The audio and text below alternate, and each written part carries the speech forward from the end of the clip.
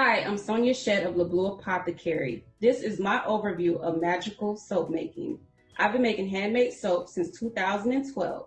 What inspired me to get started in soap making was trying to find a natural remedy for my children who suffer from eczema. I began researching remedies and came across soap making videos and instantly became hooked. In this course, we will learn about the history of soap making, magical properties of the ingredients, different methods of soap making, such as melt and pour, cold process,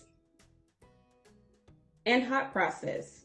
We're also going to learn about charging your ingredients with specific intentions and much more. By the end of this course, you will have learned the basics of soap making, how to make your own handmade soaps from scratch, as well as charging your soap with your intentions. Welcome to Magical Soap Making with Sonia.